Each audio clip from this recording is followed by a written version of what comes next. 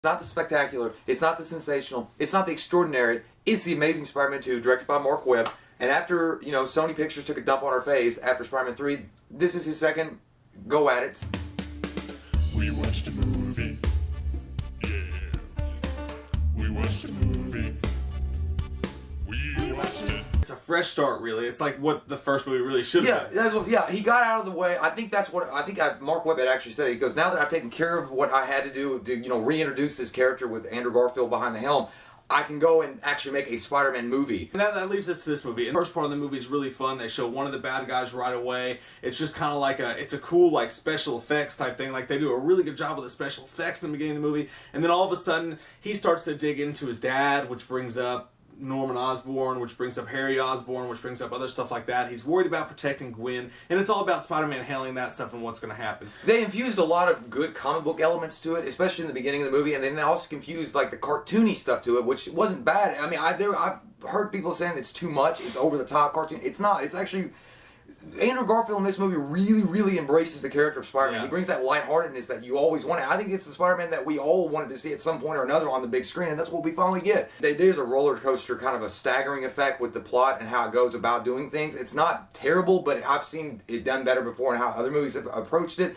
But at the same time, I think it flows pretty much in a decent way. I mean, you know where you're going to go with it or how far it's going to go, but... Well, it's not hard to understand. No, I mean, it's not. It's easy to follow. It's not too much of a hodgepodge.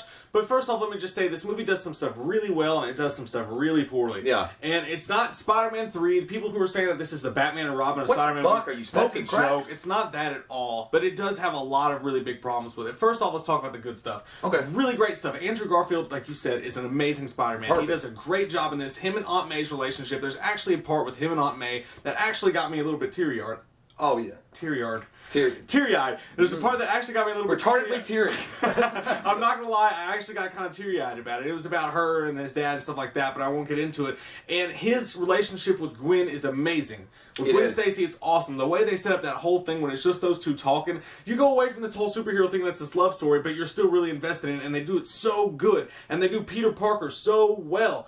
And there's the action scenes that are in the movie, I loved them. Spider-Man doing like down-to-earth stuff, and like there's a kid getting bullied, and he goes down there and helps the kid out, and he's like, oh, you know, he's really like a street hero too. Like, and that's what Spider-Man always has been, like a street hero, but he's also a big gigantic hero too, and he can take on the big monumental stuff. And they did that part well several times. I know, I loved it. And it's like they showed him at several stages, like where you had him fighting these big over-the-top creatures or bad guys or over-the-top situations, and then, like I said, the little small situations, you're like, that's fucking awesome. And that's the thing right there, is that you got these little parts. The best part about the first movie was the scene where he confronts the guy who's, I don't know, he's breaking in a car or whatever. Yeah. And he's a smart ass to him, and he thinks it might be the guy that killed Uncle Ben, and he's being a smart ass and stuff like that.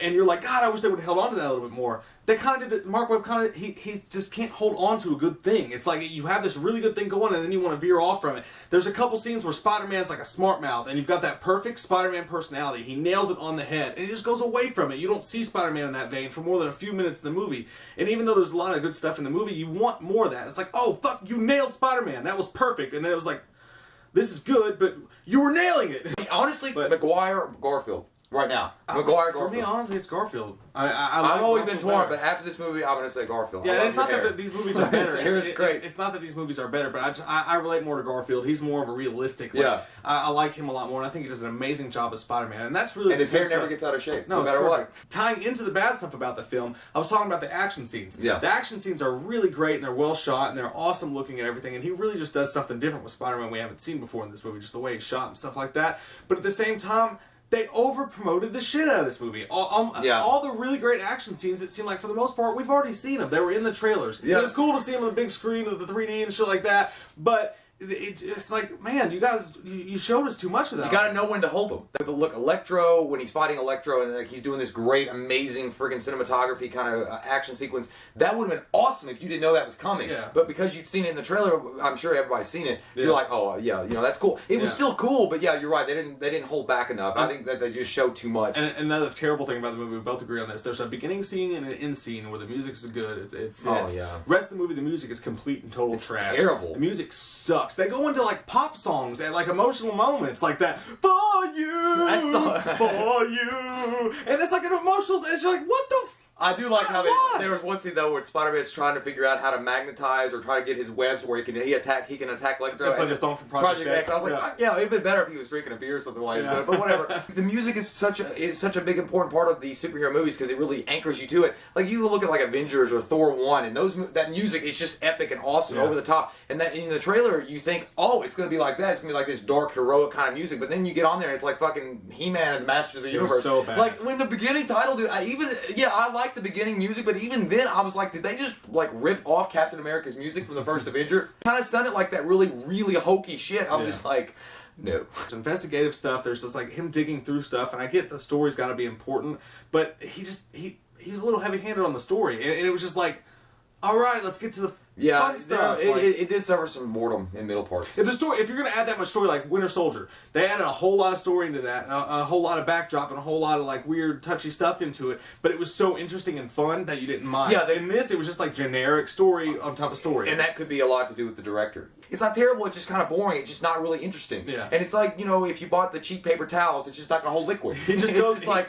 he's got stuff he's really good at, and there's moments of really greatness in this film, and he's just like, I gotta go away from that. It's almost like there's so much pressure on him. I don't know what it is. well, basically, so But you then- got Captain America 2, you got the Bounty Fresh kind of paper towels that hold liquid, and then you got the Great Value Walmart brand. Everyone wants to know, how are the villains? Is there too many villains? Do they do it? They don't overproduce Rhino. That's all I'll say about Rhino, except for the fact that I didn't like what Nah, they did. I didn't like. You can decide for yourself when you watch it or see the spoiler review. I did not like Rhino. I thought Electro was good. I didn't like his like motivations. I didn't hate that. It was corny, and it's been done 100 times before. I'm going to save it for the spoiler, but yeah. The Riddler, feeding on your brain. That's exactly, if you think the Riddler, the way Jim Carrey portrayed it, yeah. There's nothing wrong with Jamie Foxx. I'm just saying, like, the way they did His motivations. Yeah. But he looked good. He looked really good when he was in power and stuff. I thought that they handled his character too quickly for me in the movie. And then like the Green Goblin thing, it's like it was a little bit shoot in, but it wasn't that bad. Let me ask you a question really quick.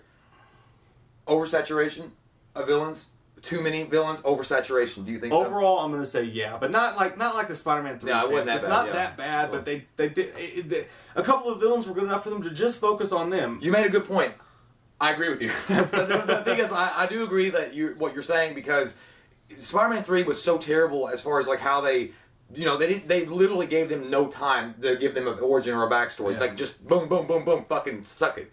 But this one, they give them a little bit of backstory, but then they're just throwing so much at your face. But it's not. But it was like it was done in a better way that Spider-Man 3 handled it. But at the same time, it's like, these are good villains. Like, you don't have to look down your nose past to the future. Like, I'm setting it all up for this fucking extra stuff down the road, and I'm so excited. But you Too many forget. toys in the sandbox. Yeah. They didn't do anything special with them. Like they really could have like honed into some of these villains, and they never did it. And Dane DeHaan does a great job at playing Harry. I think before he's actually the Goblin, I think he's great. And then when he becomes him, it's just kind of it still feels a little bit forced, but it's not terrible. You know what? It's I like liked a lot of it. I liked the way they did Green Goblin though. Yeah. He looks creepy as fuck. Like the way he actually at some parts looked like a goddamn goblin. In the stills, he looked really corny, but Yeah. in the movie, it kind of worked. And they even does the classic like goblin laugh at Yeah. certain points. And that was pretty cool. And that's just that's a testament to how good Dane DeHaan is as an actor. Yeah, I'll give it an extremely strong 7.5. It's almost an 8.0 for me. I can't go that far with it, but I enjoyed it. It was good. I think that they just they focused on the wrong things at the wrong times, and they did stuff really great at times, and then the rest of it was just kind of like, eh. So it's kind of like chopped in too many pieces. You sound like one of those teachers, professors, like, you did a really good job, but I'm going to give you a really strong C+. Not that you suck, just you kind of do. They get a really strong participatory trophy. For You get a Spider-Man green 2. ribbon. I'm going to give it an 8.0. I thought it was okay. I didn't think it was the most amazing movie in the world. Haha, amazing, I know. But I think it could have been better. I think they had a lot to work with, and they just didn't realize what they had. And that's like, they've suffered from the same thing a lot of these directors do. They get these big, great superhero franchises, and they're like, look at all these great, amazing villains, and let's just focus on this quick so I can get down here and do this and do that. It's like, you got to focus on what you got. Now, slow down, take some Ritalin, figure it out, and then move on. Mark Webb ultimately needed a smaller canvas. I mean, it's an after-credit scene. It's really disappointing. It really doesn't make any sense. I don't like what they did at all. It seems forced and shit. It feels like, are you trying to say something, or are you being like a fortune cookie? It seemed like they just threw a trailer for something else in there, but we'll get to that in the spoiler review. I'm Mike, he's Jay. Thank you guys for watching. Subscribe, like us on Facebook, Twitter for shit you can't get here. We'll see you next time we watch the movie. Yeah. We watched a movie. Yeah. We watched a movie.